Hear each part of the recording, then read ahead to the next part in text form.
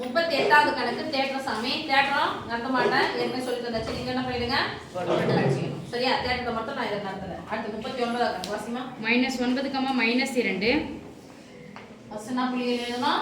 முனைப்புள்ளிகள். அவங்களே கொடுத்துருப்பாங்க, முனைப்புள்ளிகளாக கொண்ட கொடுத்துருப்பாங்க. அப்ப முனைப்புள்ளிகள் எடுத்து எழுதிக்கோ. முனை புள்ளிகள். சொல்லு சாமி. -9, -2 -8, -4 2, 1, -3 என்ற புள்ளிகளை முனைகளாக கொண்ட நாற்கரத்தின் பரப்பு காண்க. ஓகேமா. இப்போ முனைப்புள்ளிகள் வரிசைப்படி கொடுத்துருக்காங்கன்னு ஃபர்ஸ்ட் பார்த்துட்டு அதுக்கப்புறமா நாற்கரத்தின் பரப்பளவுக்கு போகணும். ரைட்? இது எத்தனாவது கால் பகுதியில் அமையும்? ரெண்டுமே மைனஸ். எத்தனாவது கால் பகுதி? மூன்றாவது கால் பகுதி. இது மூன்றாவது கால் பகுதி. இது முதல் கால் பகுதி. இது இரண்டாம் கால் பகுதியா? நான்காம் கால் பகுதி. சொல்ல மாட்டீங்க. ரெண்டுமே மைனஸ் இருந்துச்சுன்னா இது ரெண்டுமே பிளஸ்ஸா? Yes miss. இது ஃபர்ஸ்ட் இருக்குது, சாரி ஃபர்ஸ்ட் மைனஸ், ரெண்டாவது இருக்குது பிளஸ். இது ரெண்டுமே மைனஸ். இது first x plus y minus. ரெண்டுமே மைனஸ் மூன்றாம் கால் பகுதி. ரெண்டுமே மைனஸ் மூன்றாம் கால் பகுதி. இது இங்க. சோ இங்க இருந்து ஒரு படத்தை போட்டுட்டு இங்க போறோம். இங்க இருந்து ஒரு ரெண்டு புள்ளி குறிச்சிட்டு இங்க போயிட்டு 1, -1 பிளஸ் இங்க மைனஸ் இப்படி வருமா? வந்தா நாற்கரத்தின் பரப்பளவு வருமா? அப்ப என்ன பண்ணணும்னா அந்த முனைப்புள்ளிகள் வரிசை பிரகாரம் கொடுத்துக்கலாம்னு பார்த்தா மூன்றாம் கால் பகுதி, அதுக்கப்புறம் எந்த கால் பகுதி? நான்காம் கால் பகுதி. அதுக்கப்புறம் தான் எந்த கால் பகுதி போறோம்? முதல் கால் பகுதி. இப்ப சேர்த்தா மட்டும் தான் வரும் நாற்கரத்தின் பரப்பளவு. நம்ம புள்ளி என்ன பண்ண போறோம் சாமி? நம்ம மாத்த போறோம். எந்த புள்ளிய இது இங்க போட்டோம்னா முடிஞ்சிச்சுல? 1, -3 இங்க 2, பிளஸ் 2, பிளஸ் 2. இந்த முனைப்புள்ளிகள் நீங்க வரிசை பிரகாரம் மாத்தி எழுதுனீங்கன்னா எத்தனை மார்க்குப்பா? 1 மார்க். அதுனா நீ பின்னாடி இருக்கணும். சரியாமா? நாற்கரத்தின் பரப்பளவு. நாற்கரத்தின் பரப்பளவு. நாற்கரத்தின் பரப்பளவு, முக்கோணத்தின் பரப்பளவு, சரிவகத்தின் பரப்பளவு, இது மாதிரி எது வந்தாலும் ஈக்குவல் பண்ணி என்ன பண்ணோம்? 1/2 இன்டு ஃபார்முலா சொல்லிடலாமா? Yes miss. சோ y வராத விட்டலாம், பெருக்கிட்டு போறதுக்கு பதிலா கழிச்சிட்டு போலாம். x1 - x3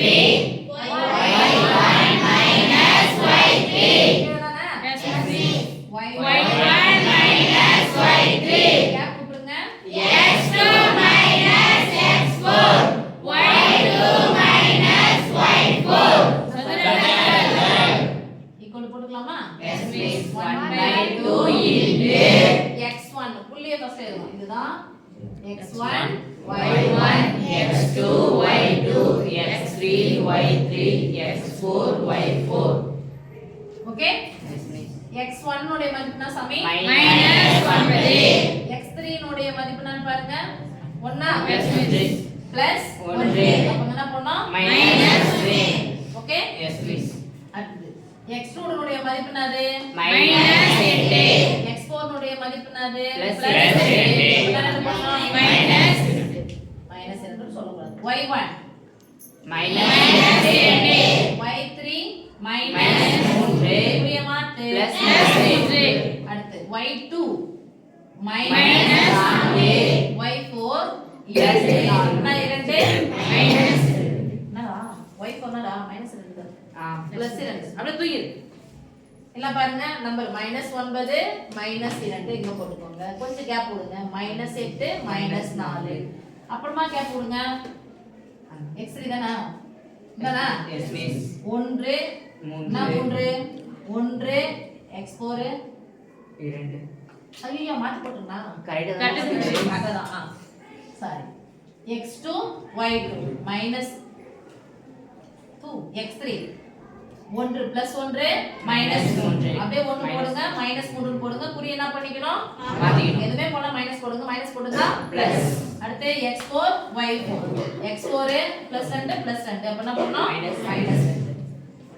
1/2 இன்டு ரெண்டுமே மைனஸ் -9யும் -1யும் சேர்த்தா -10 -2யும் -8யும் சேர்த்தா -10. ஒரு மைனஸ் இருந்தா கழிக்கணும். 3ல இருந்து 2 கழிச்சா 1 பெரியனுடைய குறி பிளஸ் -2யும் -4யும் சேர்த்தா -6.